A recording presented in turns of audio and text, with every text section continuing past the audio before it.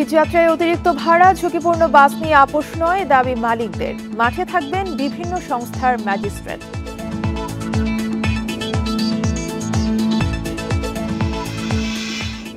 একুশে আগস্ট মামলায় তারেক রহমান সহ ৪৯ জনের খালাসের বিরুদ্ধে রাষ্ট্রপক্ষের আপিল। অস্ত্র মামলায় বাবর খালাস।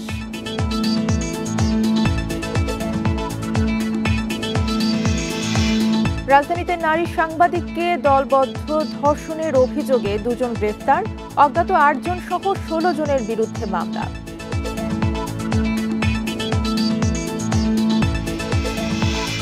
বগুড়ায় শ্রমিক নেতার উপর হামলার প্রতিবাদে দোকান লুট, আগুন, ৩.৫ ঘণ্টা বিচ্ছিন্ন সারা দেশের সাথে যোগাযোগ।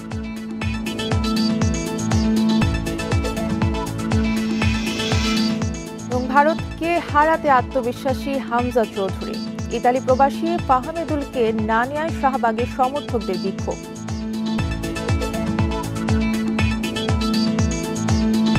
এই ঈদে জামা জুতো অ্যাক্সেসরিজের ডিসকাউন্ট।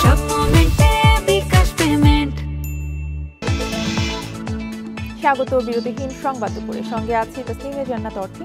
শিরোনাম শুনছিলেন, এবারে পুরো খবর। এই যাত্রায় অতিরিক্ত ভাড়া, লক্কর ঝক্কর বাস, লাইসেন্সবিহীন চালকের বিষয়ে কোনো আপোষ হবে না বলে জানিয়েছেন পরিবহন সংশ্লিষ্টরা। দুপুরে রাজধানীর গুলিস্তানে নির্বিঘ্নে ঈদ যাত্রার আলোচনা সভায় এসব কথা বলেন তারা। যাতায়াত নির্বিঘ্ন করতে মাঠে থাকবে ম্যাজিস্ট্রেট। ঈদের বাকি আর 10 দিন। স্বজনদের সঙ্গে ঈদ উদযাপন করতে 25 মার্চ থেকে শুরু হবে ঈদযাত্রা। ঈদযাত্রায় ভোগান্তি এড়াতে পরিবহন শ্রমিকদের সঙ্গে বৈঠক করেছে বাস মালিক ও ট্রাফিক সংশ্লিষ্টরা। এতে ঈদযাত্রা নির্বিঘ্ন করতে টার্মিনাল এলাকায় জট, কালোবাজারি, অতিরিক্ত ভাড়া, লাইসেন্সবিহীন চালক ও ফিটনেসবিহীন গাড়ি সহ নানা বিষয় হয় আলোচনা। পরিবহন সংশ্লিষ্টরা জানান, বাসে বাড়তি ভাড়া আদায় করা যাবে না, প্রতি কাউন্টারে থাকবে ভাড়ার তালিকা। লাইসেন্সবিহীন চালকের হাতে চাবি তুলে দিলে নেওয়া হবে সেই পরিবহনের বিরুদ্ধে ব্যবস্থা। আপনারা সেখানে মাঠে থাকবেন, আমাদের তৎপরতা দেখবেন এবং কোথাও ভুল ত্রুটি বা অনিয়ম থাকলে তাৎক্ষণিক আমাদেরকে নজরে আনবেন বলে আমি অনুরোধ করি। আমরা ব্যবস্থা নেব। আমরা চাঁদাবাজি করতে দেব না, যাত্রী হয়রানি করতে দেব না, নারী যাত্রীদের আমরা কোনো রকম হয়রানি আমরা করতে দেব না। সড়ক পথে নিরাপত্তা ব্যবস্থা নিশ্চিত করব। পুলিশ জানায়, যানজট এড়াতে টার্মিনাল এলাকায় লেন বাড়ানো হয়েছে। পাশাপাশি 25 মার্চ থেকে কয়েকটি সড়ক একমুখী করা হবে। লক্কর ঝক্কর বাস চলাচল বন্ধে মাঠে থাকবে ম্যাজিস্ট্রেটরা। মোটরযান আইন কোনো ক্রমে যদি ব্রেক করেন, আমরা কিন্তু কোনো রকম কার্পণ্য করব না মামলা দিতে বা ব্যবস্থা নিতে। তবে এই আইনের মধ্যে আমরা ওইটা বেশি প্রয়োগ করব, অর্থাৎ মোটর গাড়ি বা বাস বা প্রাইভেট কার রেখে যদি আপনি প্রতিবন্ধকতা বা অবস্ট্রাকশন তৈরি করেন। এবার ঈদে ঢাকা ও আশেপাশের জেলা থেকে প্রায় 1.5 কোটি মানুষ নিজ নিজ গন্তব্যে যাত্রা করবে। এদের মধ্যে 75% সড়ক পথে, 16% নৌপথে আর বাকি 8% রেলপথে, এমন তথ্য যাত্রী কল্যাণ সমিতির। Al Amin Hossain, independent news, Dhaka. ২১ August গ্রেনেড হামলা মামলায় তারেক রহমান সহ অভিযুক্ত ৪৯ জনের খালাসের রায়ের বিরুদ্ধে আপিল করেছে রাষ্ট্রপক্ষ। সকালে এই আবেদন করা হয়। এর আগে গত ১ ডিসেম্বর এই মামলায় তারেক রহমান সহ সব আসামিকে খালাস দেয় হাইকোর্ট। মামলার ডেথ রেফারেন্স ও আপিলের শুনানির পর ওই রায় ঘোষণা করা হয়। রায়ের পর্যবেক্ষণে হাইকোর্ট জানায়, ২১ আগস্ট মামলার বিচার অবৈধ ছিল। ২০০৪ সালের ২১ আগস্ট বঙ্গবন্ধু এভিনিউয়ে আওয়ামী লীগের সমাবেশে গ্রেনেড হামলায় ২৪ জন নিহত ও প্রায় ৩০০ জন আহত হয়। ওই ঘটনায় দায়ের করা 2টি মামলায় ২০১৮ সালের 10 অক্টোবর সাবেক স্বরাষ্ট্র প্রতিমন্ত্রী লুৎফুজ্জামান বাবর সহ ১৯ জনকে মৃত্যুদণ্ডের রায় দেয় বিচারিক আদালত। এছাড়া তারেক রহমান সহ ১৯ জনকে যাবজ্জীবন এবং ১১ জনকে বিভিন্ন মেয়াদে কারাদণ্ড দেওয়া হয়েছিল, যাদের সবাইকেই ডিসেম্বরে খালাস দেওয়া হয়।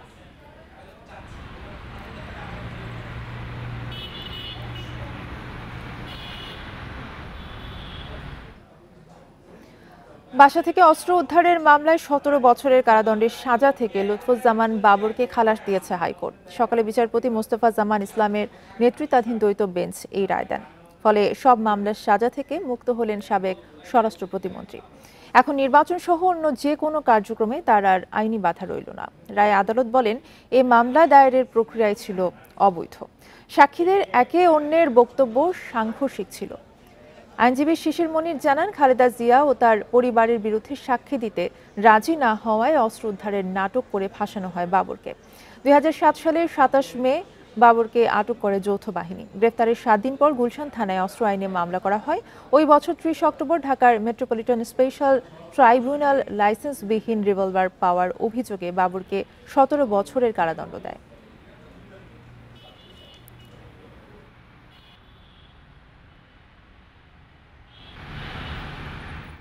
বেগম খালেদা জিয়ার বিরুদ্ধে সাক্ষ্য দেওয়ার জন্য ওনাকে বাধ্য করা হয়েছিল। তিনি কোনোভাবেই এই সাক্ষ্য দিতে রাজি হননি। এই রাজি না হওয়ার কারণেই ওনাকে পরবর্তী সবগুলো মামলা আসামি করা হয়েছে। 21 আগস্টে আসামি করা হয়েছে, 10টাকে আসামি করা হয়েছে। রাজধানীর পল্লবীর গ্রিন সিটি এলাকায় নির্মাণাধীন ভবনে এক নারী সাংবাদিককে সারা রাত আটকে দলবদ্ধ ধর্ষণের অভিযোগে 2 জনকে গ্রেফতার করেছে পুলিশ।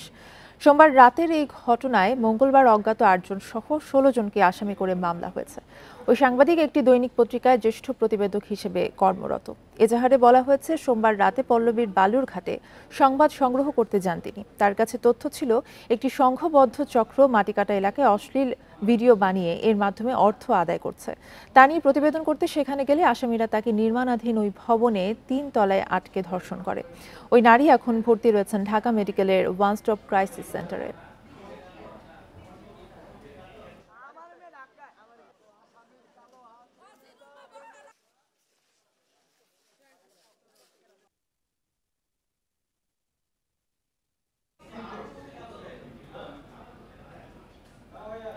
রাজধানীর খিলক্ষেত থানায় ধর্ষণের অভিযোগে 5.5 বছরের শিশুটির বাবা মামলা করেছেন। সকালে এই মামলাটি করেন তিনি। এর আগে রাতে খিলক্ষেতে ধর্ষণের অভিযোগে এক কিশোরকে পুলিশ হেফাজতেই গণপিটুনি দেয় স্থানীয় জনতা। অভিযুক্ত কিশোরকে গ্রেফতার করে থানায় নেওয়ার সময় পুলিশের গাড়িতে হামলা করে বিক্ষুব্ধ জনতা। এতে অভিযুক্ত কিশোর ও ওসি আশিকুর রহমান সহ 7 পুলিশ আহত হন। আহতদের ঢাকা মেডিকেল ও কুর্মিটোলা হাসপাতালে ভর্তি করা হয়। ধর্ষণের শিকার 5.5 বছরের শিশুটিকে ভর্তি করা হয়েছে ঢাকা মেডিকেলে। মঙ্গলবার রাতে খিলক্ষেতে ধর্ষণের অভিযোগে সেখানে যায় পুলিশের একটি দল। অভিযুক্ত কিশোরকে আটক করে থানায় আনার পথে খিলক্ষেতের মধ্যপাড়ায় হামলা করে বিক্ষুব্ধ জনতা। অভিযুক্ত কিশোরকে ছিনিয়ে নিয়ে গণপিটুনি দেয়। এ সময় বাধা দিলে পুলিশের গাড়িও ভাঙচুর করা হয়। পুলিশ সদস্য ও গাড়িতে থাকা অভিযুক্ত যুবক আহত হন। পরে অতিরিক্ত পুলিশ গিয়ে পরিস্থিতি নিয়ন্ত্রণে আনে ও সেনাবাহিনী মোতায়েন করা হয়। এ ঘটনায় 2টি মামলা হয়েছে। থানায় নিয়ে আসার পথে ওদেরকে বুঝাই টুজায় নিয়ে আসছে, কিন্তু ওইটা ছিল খিলক্ষেত বাজারের পিছনে। ওরা ফোন করে খিলক্ষেত বাজারে কোনোভাবে এটা মেসেজটা পাঠাইছে, ওই রাস্তাটা কিন্তু চিকন। তো বাই দিস টাইম খিলক্ষেত বাজারের অনেক লোকজন জমায়েত হয়ে রাস্তা ব্লক দিয়ে গাড়ি আটকাই ফেলছে। উভয় পক্ষ থেকে 2 পাশ থেকে লোক আসছে, গাড়ি মাঝখানে পড়ছে। এরা গাড়িতে উঠে গাড়ি ভাঙচুর করছে, আমাদের পুলিশ সদস্যদেরকে মারপিট করছে, গ্লাস ভাঙে ফেলছে, গাড়িটার ওই সামনের উইন্ডশিল্ড পুরাটা ভাঙছে। ঢাকার নবাবগঞ্জের দৌলতপুরে 7 বছরের শিশুকে ধর্ষণের অভিযোগ উঠেছে। এই ঘটনায় অভিযুক্ত নাজিম খানকে আটক করে পুলিশে সোপর্দ করেছে স্থানীয়রা। মঙ্গলবার সন্ধ্যার দিকে এই ঘটনা ঘটে। পরে রাতে ভুক্তভোগী শিশুটিকে ঢাকা মেডিকেল কলেজ হাসপাতালের ওয়ান স্টপ ক্রাইসিস সেন্টারে ভর্তি করা হয়। স্বজনরা জানান, শিশুটি স্থানীয় এক মাদ্রাসার ছাত্রী। মঙ্গলবার বিকেলে নিজ বাড়ির উঠোনে খেলা করছিল। এ সময় পাশের বাড়ির নাজিম খান তাকে ঘরে ডেকে নেয়। পরে তার চিৎকার শুনে স্থানীয়রা শিশুটিকে উদ্ধার ও নাজিমকে আটক করে। মঙ্গলবার রাতেই নবাবগঞ্জ থানায় হস্তান্তর করা হয় অভিযুক্ত নাজিম খানকে।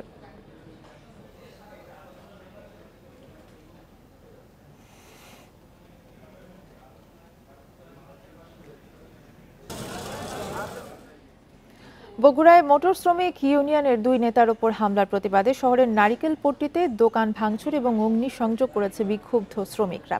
এ সময় জেলার সব রুটে যান চলাচল বন্ধ করে দেয় তারা। সকালে শহরের স্টেশন রোডে এই ঘটনা ঘটে। পরে সেনাবাহিনী ঘটনাস্থলে গিয়ে পরিস্থিতি নিয়ন্ত্রণে আনলে প্রায় 3.5 ঘন্টা পর যান চলাচল স্বাভাবিক হয়। এর আগে মঙ্গলবার বিকেলে সিএনজি রাখাকে কেন্দ্র করে নারিকেল ব্যবসায়ীদের সাথে হাতাহাতি হলে মোটর শ্রমিক ইউনিয়নের 2 নেতা আহত হন। এই ঘটনাকে কেন্দ্র করে বেলা 11টার দিকে পরিবহন শ্রমিকরা স্টেশন রোডে নারিকেলের 3টি আড়তে ভাঙচুর, লুটপাট ও অগ্নিসংযোগ করে। ফায়ার সার্ভিসের 2টি ইউনিট গিয়ে আগুন নিয়ন্ত্রণে আনে। পরে সেনাবাহিনী ঘটনাস্থলে গিয়ে পরিস্থিতি নিয়ন্ত্রণে আনার পর যান চলাচল স্বাভাবিক হয়। আমরা তাদেরকে সেনাবাহিনীকে অনুরোধ করে শ্রমিকদেরকে অনুরোধ করে আমরা তাদেরকে আলাদা করে 3 দিনের মধ্যে সমস্ত আসামি গ্রেপ্তার করবে এরকম একটা আশ্বস্ত করেছে আমাদেরকে, যে কারণে আমরা সাময়িকভাবে আমাদের এই কর্মবিরতি স্থগিত করেছি। শুধু নারকেল কিছু ক্ষতিগ্রস্ত হয়েছে, তবে স্থাপনার তেমন একটা ক্ষতিগ্রস্ত হয়নি। অগ্নিকাণ্ডের কারণটা? অগ্নিকাণ্ডের কারণ আমরা যতটুকু জানতে পারছি যে আমরা এটা তদন্ত না করা পর্যন্ত অগ্নিকাণ্ডের কারণটা সম্পর্কে অবহিত করতে পারবো না। এই বিষয়ে আরো জানাতে বগুড়া থেকে আমাদের সাথে যুক্ত আছেন সহকর্মী জজিফ হোসেন। জজিফ, প্রায় 3.5 ঘন্টা জেলার সাথে সব রুটে যান চলাচল কিন্তু বন্ধ ছিল। এখন আসলে সড়ক পরিস্থিতি কি এবং সেখানকার পরিস্থিতি কেমন?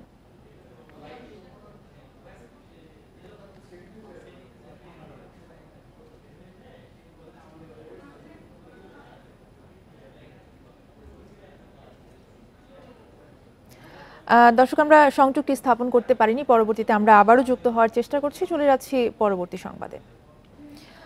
চট্টগ্রামের আনোয়ারায় মাদকের পাওনা টাকা নিয়ে দ্বন্দ্বের জেরে বন্ধুর ছুরিকাঘাতে এক যুবক নিহত হয়েছে। পরে অভিযুক্তের বাড়িতে ভাঙচুর এবং আগুন দেয় স্থানীয়রা। মঙ্গলবার রাতে উপজেলার পৈরকড়া ইউনিয়নে এই ঘটনা ঘটে। পুলিশ ও স্থানীয়রা জানান, সোমবার রাতে পাওনা টাকা নিয়ে দুই বন্ধু মোহাম্মদ মানিক এবং মোহাম্মদ রাসেলের কথা কাটাকাটি হয়। এক পর্যায়ে ছুরিকাঘাতে মানিক নিহত হন। এই ঘটনায় নিহতের ভাই মামলা করেছেন। এদিকে মঙ্গলবার সন্ধ্যায় নিহতের জানাজা শেষে মাইকে ঘোষণা দিয়ে মোহাম্মদ রাসেলের বাড়িতে ভাঙচুর করে আগুন দেয় স্থানীয়রা। ফায়ার সার্ভিসের একটি ইউনিট প্রায় 2 ঘন্টার চেষ্টায় আগুন নিয়ন্ত্রণে আনে। বিশৃঙ্খলা এড়াতে এলাকায় অতিরিক্ত পুলিশ মোতায়েন করা হয়।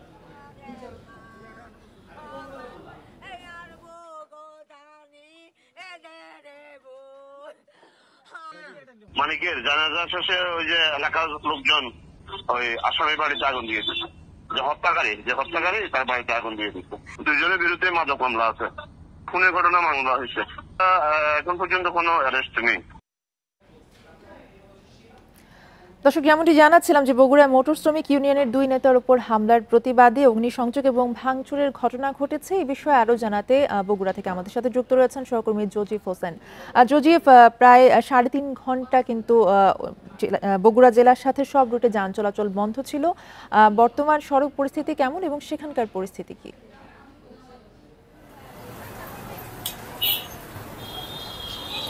দেখুন, সকাল 8:30 থেকে কিন্তু এই যে মোটর শ্রমিক ইউনিয়নের সাথে নেতাদের সাথে এখানকার যে নারিকেল ব্যবসায়ী রয়েছে তাদের যে একটি বাকবিতণ্ডা এবং মারামারি ঘটনা ঘটেছিল, সেটিকে কেন্দ্র করে প্রতিবাদ সভা ডেকেছিল। সেই প্রতিবাদ সভার পরে তারা এই সিএনজি থেকে শুরু করে দূরপাল্লার বাস এবং আন্তঃজেলা যে বাসগুলো রয়েছে সেগুলো কিন্তু তারা বন্ধ করে দেয়। এবং এই বন্ধ করে দেওয়ার পরে এখানে বগুড়ার যে স্টেশন রোড রয়েছে সেই স্টেশন রোডে যে নারিকেল পট্টির ব্যবসায়ীদের যে দোকানগুলো রয়েছে সেই দোকানগুলোতে অতর্কিতে কিছু বিক্ষুব্ধ লোকজন এখানে এসে আসলে তাদের এই কয়েকটি দোকানে আগুন ধরিয়ে দেয় এবং এই দোকানের যে মালামালগুলো রয়েছে তার মধ্যে নারিকেলই সবচেয়ে বেশি আমরা দেখতে পেয়েছি। এছাড়া আসলে নারিকেলের সাথে অন্যান্য যে আপনার যে আসবাবপত্রগুলো ছিল সেগুলো কিন্তু পুরে ছাই হয়ে গেছে আমরা দেখেছি। এবং এই ক্ষেত্রে আসলে ফায়ার সার্ভিসের যারা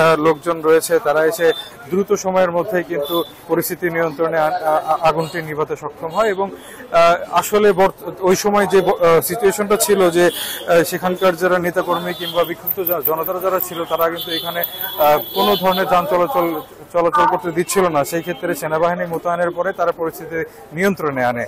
এরপরে নিয়ন্ত্রণে আসার পরে তার 1 ঘন্টা পরে নেতাকর্মীরা ঘোষণা দেন যে 3 দিনের মধ্যে যদি দোষীদের গ্রেপ্তার করা না হয় তাহলে কিন্তু তারা আরো কঠোর কর্মসূচি দেবেন। এবং এর পরবর্তীতে ঘোষণা দেওয়ার পরে আসলে সব ধরনের যান চলাচল স্বাভাবিক শুরু হয়। এর মধ্যে রিক্সা এবং অটো রিক্সা ছাড়াও দূরপাল্লার যে বাসগুলো রয়েছে সেগুলো কিন্তু ছেড়ে গেছে। আপনাকে একটি বিষয় জানিয়ে রেখেছে যে 2 জন নেতাকর্মী মোটর শ্রমিক ইউনিয়নের যে নেতাকর্মীরা তারা কিন্তু এখনো পর্যন্ত শহীদ জিয়া মেডিকেলে ভর্তি রয়েছেন এবং তারা আশঙ্কা মুক্ত রয়েছেন বলে আমরা জানতে পেরেছি। তো তো পুলিশের পক্ষ থেকেও আমাদেরকে যেটি জানানো হয়েছে যে তারা সব ধরনের আইনি প্রক্রিয়া সম্পন্নের মাধ্যমে যারা দোষী তাদেরকে গ্রেপ্তার করে আইনের আওতায় নিয়ে আসবে। জজিব হোসেন জানাচ্ছিলেন বগুড়া থেকে। আপনারা দেখছেন বিরতিহীন সংবাদ দুপুর। সংবাদে আরো যা থাকছে। সুনামগঞ্জে টহল পুলিশ সদস্যকে অপহরণের চেষ্টায় ট্রাক সহ 2 জন আটক। তারা ডাকাত দলের সদস্য বলছে পুলিশ।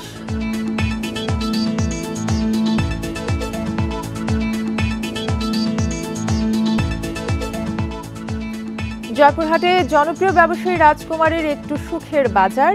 স্বল্প মূল্যে নিত্যপণ্য কিনতে পেরে খুশি সাধারণ মানুষ।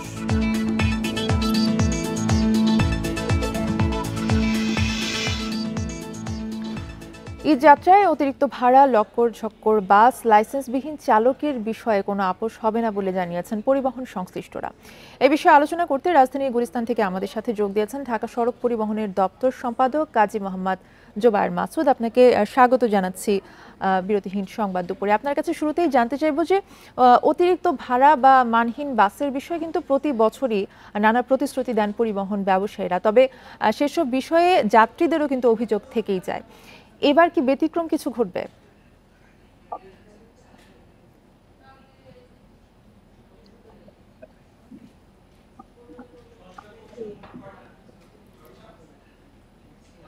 বোঝা যায় না, প্রশ্নটা বোঝা যায় না।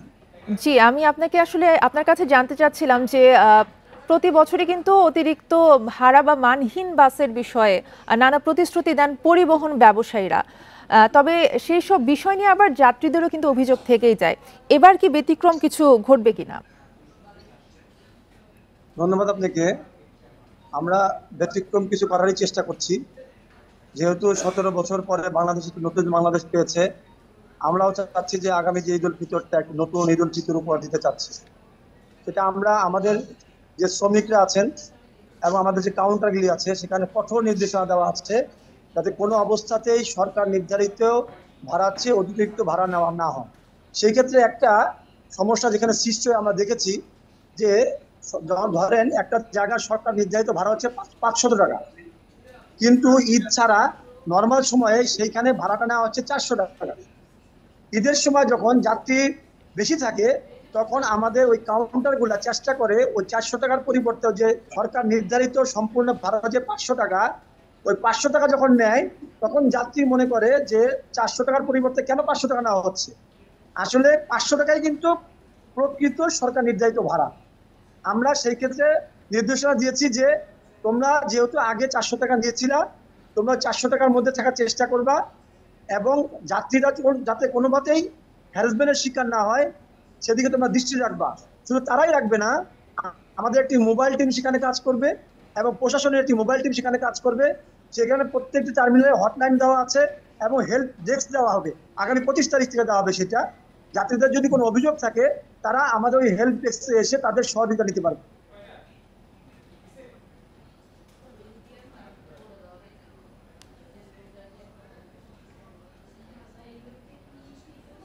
জি, ধন্যবাদ আপনাকে আমাদের সাথে যুক্ত হবার জন্য। রাজধানীর বনশ্রীতে 7 বছরের শিশুকে ধর্ষণের দায়ে একমাত্র আসামি জাহিদুল ইসলামকে মৃত্যুদণ্ড দিয়েছেন আদালত। দুপুরে ঢাকার নারী ও শিশু নির্যাতন দমন ট্রাইব্যুনাল 3-এর বিচারক জয়শ্রী সমাদ্দার এই রায় দেন। রায়ের প্রতিক্রিয়ায় রাষ্ট্রপক্ষের আইনজীবী বলেন, ভুক্তভোগীর পরিবার ন্যায় বিচার পেয়েছেন, তবে মৃত্যুদণ্ডের রায়ের বিরুদ্ধে উচ্চ আদালতে যাওয়ার কথা জানিয়েছেন আসামি পক্ষের আইনজীবী। জানা যায়, রাজধানীর বনশ্রীতে থাকতেন নিরাপত্তা কর্মী সাইফুল ইসলাম। তার 7 বছরের শিশুকে আরবি পড়াতেন জাহিদুল ইসলাম। 2021 সালে শিশুটিকে ধর্ষণ করেন আসামি জাহিদুল। পরে এই ঘটনায় খিলগাঁও থানায় মামলা হয়।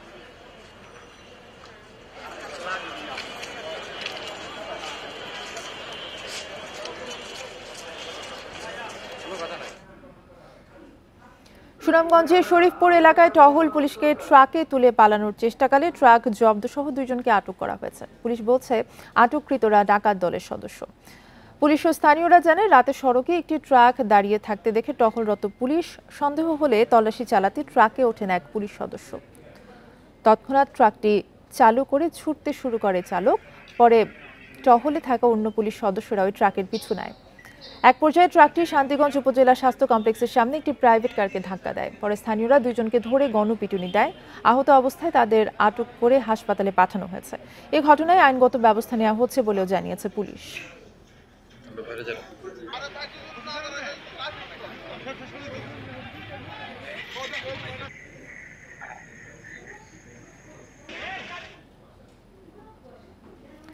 ইনসাফ জিন্দাবাদ স্লোগান নিয়ে আগামীকাল আত্মপ্রকাশ করতে যাচ্ছে নতুন আরেকটি রাজনৈতিক দল। সাবেক সেনা কর্মকর্তা, সাবেক আমলারা এই দল গড়ার উদ্যোগ নিয়েছে। দলটির চেয়ারম্যান অবসরপ্রাপ্ত ব্রিগেডিয়ার জেনারেল শামীম কামাল জানিয়েছেন, দেশের আপামর জনতার জন্য এই দলে যোগ দেওয়ার সুযোগ রয়েছে। ছাত্র জনতার অভ্যুত্থানে গত বছরের ৫ আগস্ট পতন হয় আওয়ামী লীগ সরকারের। দেশ ছাড়েন শেখ হাসিনা। রাজনীতির মাঠে আসে শত ফুল ফোটার সুযোগ। নতুন বাংলাদেশের অঙ্গীকার নিয়ে আসছে আরেকটি রাজনৈতিক দল, নাম জনতার দল। দলের চেয়ারম্যান জানান, গত ৫৩ বছরের বিতর্কিত রাজনীতিকে পেছনে ফেলে স্বচ্ছ রাজনীতি করতে চান তারা। জওয়ান এবং নওজওয়ানের আমরা সমন্বয় ঘটাতে চাই, যেটা আমাদের ওয়ার্কফোর্স। জওয়ান বলতে আমরা সৈন্যকে বুঝাই, সেখানে জেনারেল থেকে শুরু করে সৈনিক পর্যন্ত।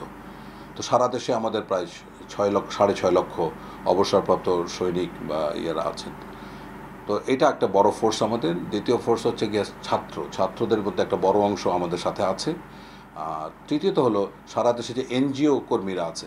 সো এই সংগঠন হিসাবে বেশ কয়েকটি সংগঠন আমাদের ডাকে সাড়া দিয়েছে।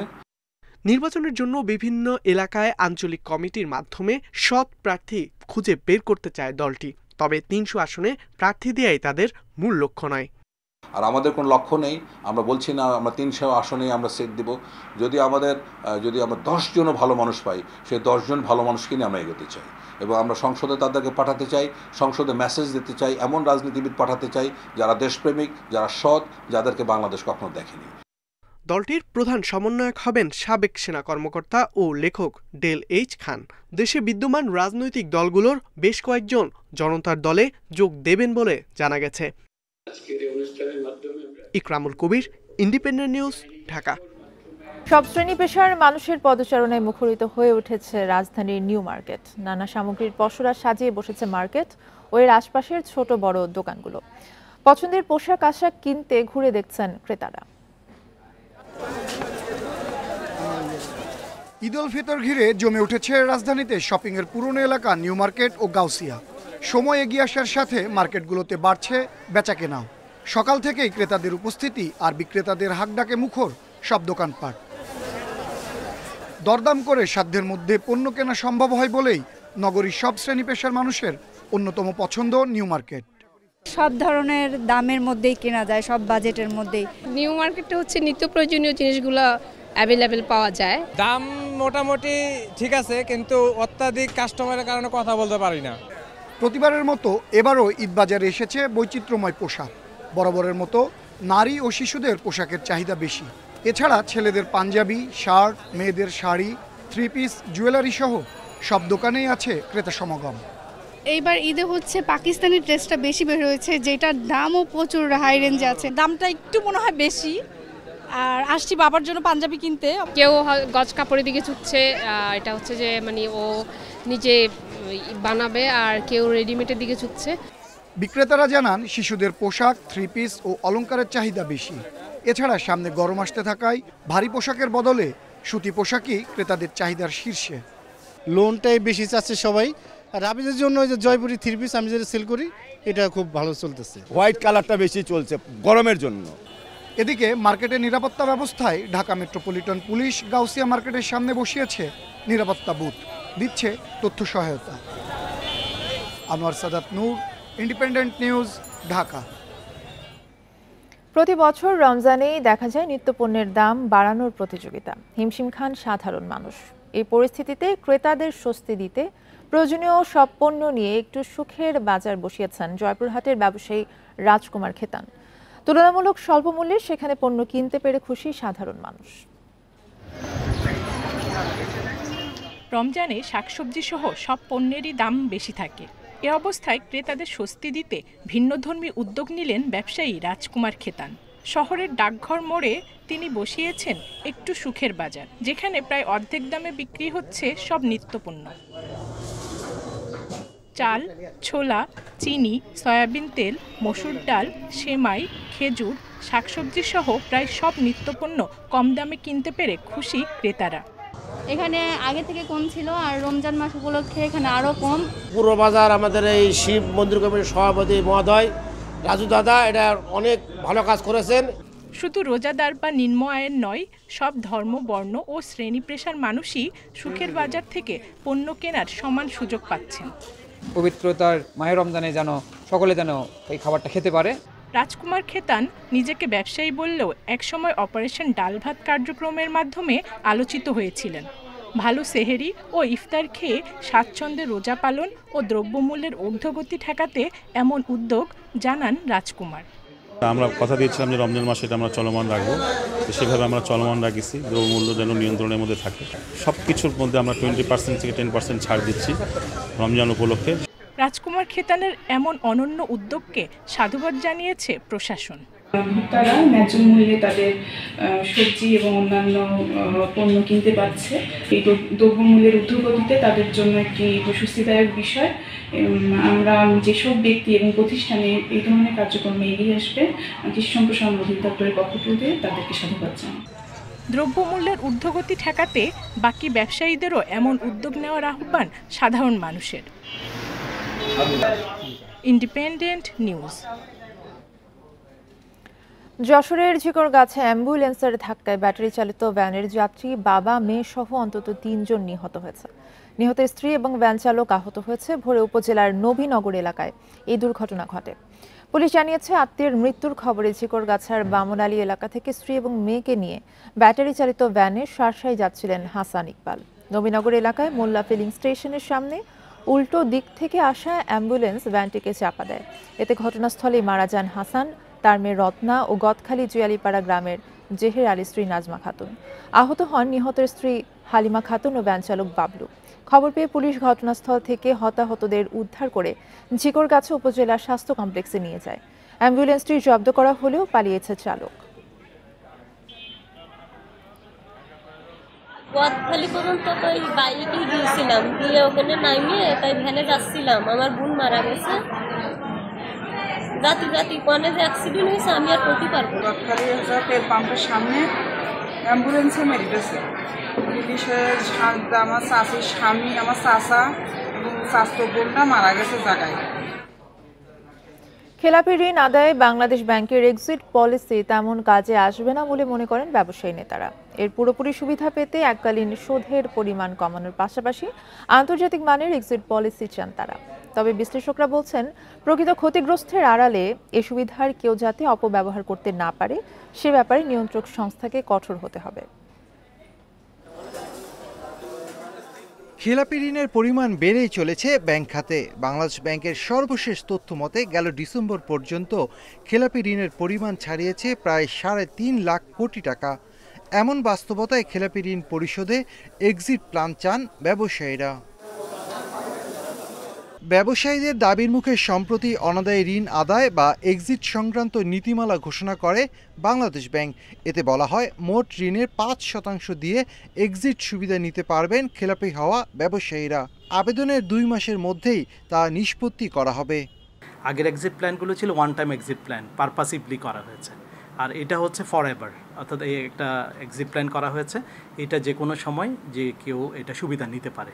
তো এক্সিট প্ল্যানের এটা রাখা হয়েছে এই জন্য যে অনেকগুলো কোম্পানি এমন অবস্থায় গেছেন যে তারা আসলে নতুনভাবে রিভাইভ করে এই কোম্পানিটা তা আবার তার কার্যধারায় ফিরতে সক্ষম না।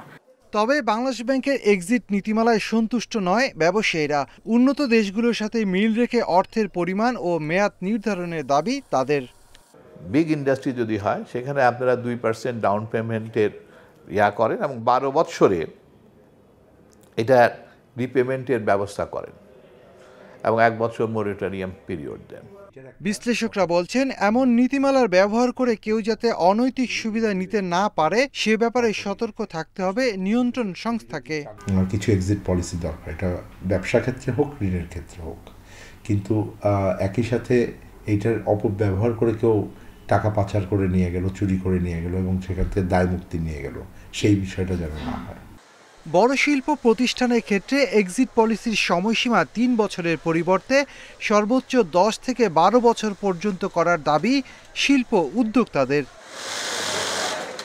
Shafil Alam Sujon, independent news, Dhaka. এই ছিল এখনকার সংবাদের সাথে থাকায় ধন্যবাদ সবাইকে।